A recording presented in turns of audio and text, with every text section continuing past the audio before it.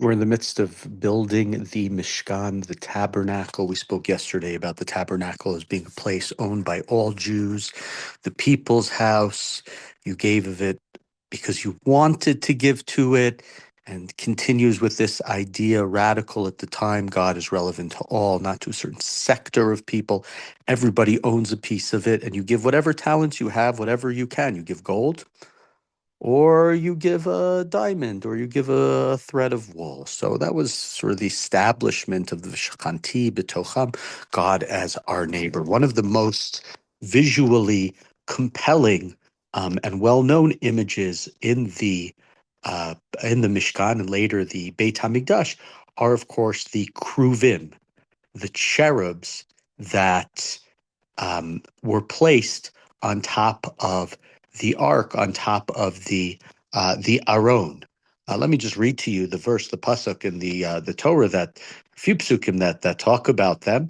But in 25 parachaf hey, pasuk yudchet is where it starts. It says, "V'asita shnaim kruvim zahav mikshat haseh otam mishnei ktzot hakaporet." Make two cherubs of gold, make them hammered work that ends right? And you place them on top of the ark, one on one end, the other on the other end of one piece with the cover. You make them. They have their wings that are spread out above, shielding the cover. So they're right, these two images, and the wings are coming out on the side, and they're on the cover of the ark.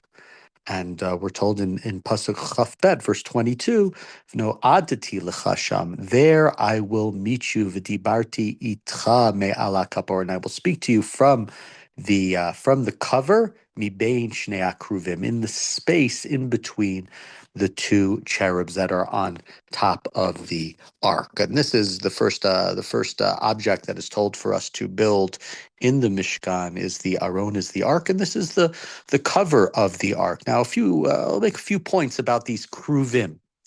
First, God doesn't speak from one of the kruvim and isn't speaking from one cherub to the other. God is speaking in the space between the two kruvim. So the kruvim are important, but where God communicates us is not from not from these figures that were created, but rather in the space they create together. Think of the desert, the midbar, a place of instability, a place where there's no civilization, a place where people don't live. God's presence is not located in the territory of power. God's presence and God communicates with humans in the relationship, in the space between the two figures that are facing each other, that are held almost in a sense, if you want to say, in tension. It's between. A revelation doesn't come from one, it doesn't come from dominance, it doesn't come from isolation, but it comes from the encounter. The encounter between different people, one could say, represented by the cherubs, the kruvim, the encounter between God and man, but it is God is in the space in between the two. And that's one important idea. And about the kruvim, the rabbis discuss how the kruvim actually turned. When Bnei Yisrael were listening to each other, they would face each other. When they didn't listen to each other, they would face away from each other. So God to speak to you is in that relationship, whether you understand, again, that relationship, the two kruvim as being, ben adam lechavero or ben adam lemakom, whether it's indicative of the relationship with God, whether it's indicative of a relationship of us to other human beings, but it's about being in relationship. God lives in the relationship. One of the strangest things about the kruvim, of course, is that the Torah prohibits idols, making different statues and images. And here, within the main place of the Mishkan and later the Mikdash, are images, are statues. Now, there are different ways of sort of trying to square that circle and understand. Just point out just a few different things. One, they are hidden. They're not seen regularly by people. They're not independent objects. They serve no function other than framing God's voice. And in at a time where everything was idolatry and images, and that's what the cultures were, and that was what the the religion was. Is that the idea of these images or these statues are supposed to point to something beyond themselves? We're not touching them. We're not worshiping them. They're teaching us that you have to understand the limits of something that is sacred. There's an idea furthering that in a slightly different way that's offered by the Meshech Chochmah, great rabbinic scholar in the late 19th, early 20th century. He points out, we haven't been introduced to him yet, Bitzalel is the main person who builds the Mishkan. Bitzalel ben Uri ben Hur Lemate Yehuda. He's from the tribe of Yehuda. His grandfather was somebody named Hur. And he points out, if you think about Hur, Hur is somebody that was mentioned in the Parsha, two Parshiot ago. In the end of Parsha Bishalach, Moshe goes up to the mountain to fight against Amalek, and he takes presumably his number two and number three with him. He takes his uh, his brother Aaron, Aharon, who later becomes the Kohen, and he takes with him Hur, who is his nephew. Later on in the Torah, when Moshe goes up not just to fight the battle against Amalek, but goes up to convene with God for Arba'im Yom va'Arba'im Laila, 40 days and 40 nights, Moshe says to the people, listen, I am not going to be with you. If you have a problem, go to Aaron and go to Hur. Aaron, of course, remains a prominent person in the rest of the Torah. Aaron goes during that time period, towards the end of that, he tries to delay it, but he aids, maybe is the main constructor of the golden calf. Hur we never hear from again. So wonderful, I wouldn't say wonderful in the sense that it's good, but this is a place where we see exactly what Midrash does. Midrash says, I don't understand. Hur is such an important person. Moshe goes up to the mountain. Hur and Aaron are holding up his hands. Moshe goes up to convene with God 40 days on the mountain. He tells people, if you have a problem with Aaron and Hur, what happened to Hur? It makes no sense. And so the Midrash comes up with this idea, tells the story that the people first came to Hur and they said, build us this idol. We don't know where Moshe is. We need something to lead us. And he says, over my dead body. So what do? They lynch him. They kill him, is what they say according to the Midrash. Midrash is answering really two questions. One, what happened to Hur? And two, how could Aaron do such a terrible thing? Aaron feared for his life, maybe thought it would be worse. Midrash is really trying to fill two holes with this line of reasoning that has come up.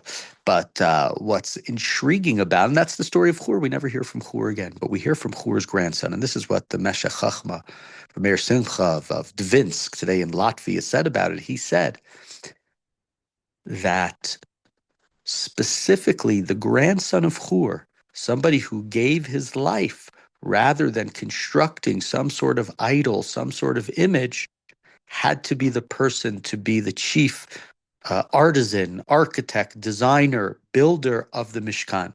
We needed to have somebody who had such an aversion to idolatry that when he would build this, there would not be even a scintilla of the smallest idea, association, intention that these images are built in any way to have ideological understanding.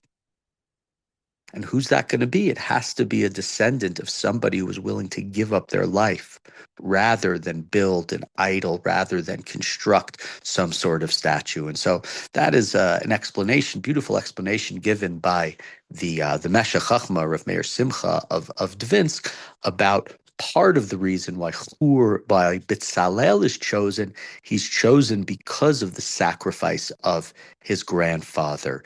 Maybe he derived understandings of the world, belief in God, understanding of God's power and supremacy beyond just an image and a statue, and a hatred and aversion to it because of what his grandfather stood for, the way his grandfather lived, and because of the reason that his grandfather died. It's a very intriguing idea. Think about what it is that we stand for, why we stand for things, what it is that we have been taught by those who came in front of us, the examples that they give, and then the places where we are put. So we'll get to Betzalel later, but as long as we're talking about the cherubs and them it seems a little strange. I understand they're not supposed to have any idols, and their idols there in the temple. When we talk about the cherubs, the kruvim, it's impossible to not think of an earlier set of kruvim in the Torah. The first kruvim appear guarding Gan Eden, guarding the Garden of Eden, after Adam and Eve are expelled from the garden, we're told of the cherubim, the cherubs, that are blocking access for people to enter into the garden. And here we have the reappearance of cherubim, but there's a very big difference. The cherubim now are not blocking humans from God, but they frame a controlled meeting point for God and humans. So it's not a return to Gan Eden's innocence. It's saying something different. God doesn't erase failure. What God is trying to do is creating a structure after failure. God in the Garden of Eden can do whatever God wants. It's an unprotected God. We cannot live together with God. In Eden, God walks freely. There's no laws, basically. There's no ritual. There's no schedule. There's no human preparation. There's one mistake, and we are exiled. In the Mishkan, God is in a place, access is limited. There are laws that say where you can go, how you can go. The rituals, the ways of approaching God are very, have a lot of structure and creates a sense of discipline and a sense of restraints upon the humans. And we know when humans don't act with restraint, like the two sons of Aaron, Nadav and Avihu, they bring a fire which was not called upon, they are killed. And so we have a real tremendous change from the Kruvim.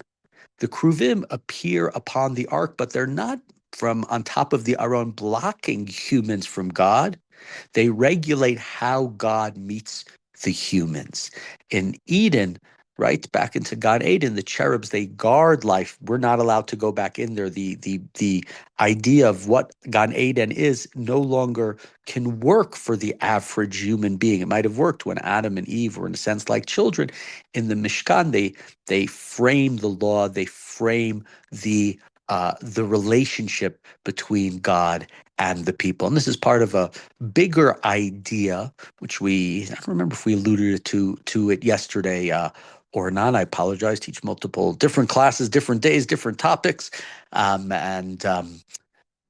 there are a lot of similarities between the creation of the world, God's creating the world, and humanity, the Jewish people, creating a home for God.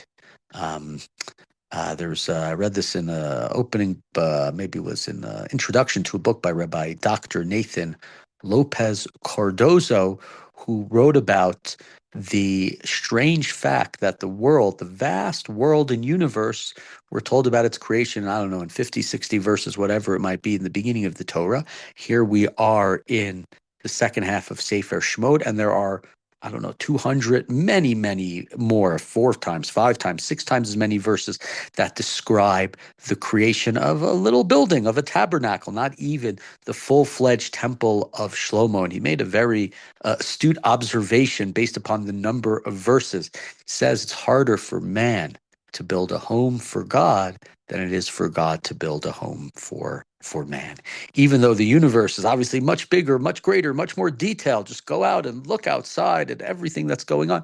It's harder for us to build a home for God, whether that be an actual physical building, whether that be v'shachanti b'tocham in our hearts. And so the verses, there are so many more verses, so much of a greater description of the building of the Mishkan, the home for God, than there is the building of the world, the universe for humanity. And so we have these, there are a lot of similarities in terms of the colors, the way it's sort of described, the rivers that surround, and the borders and the boundaries, the languages. There are a lot of linguistic similarities that are supposed to point to us understanding. I might have said this yesterday. The rabbis understood that as well, because when the rabbis try to say we are supposed to rest on Shabbat, what do they say? They say God created for 6 days, rested on the seventh. How do we rest on the seventh? Well, we have to rest from the types of work that were done in the construction of the Mishkan. Because God creates a home for us, we create a home for God. So the best way of understanding what it is that we are supposed to rest from on Shabbat is how we create akin to God's creating. So the Lamed Tet Melachot, the 39 prohibited labors on Shabbat, are the items that are the types of activities that were done to build a Mishkan in the desert. For example, writing and dyeing, those were things that were done for the colors, building, et cetera, and many, many other things. And so we have this relationship between the creation of the world and the building of the Mishkan, and the Kruvim is one of, and maybe the item that connects the two together, but we see there's a vast, strong difference between the two.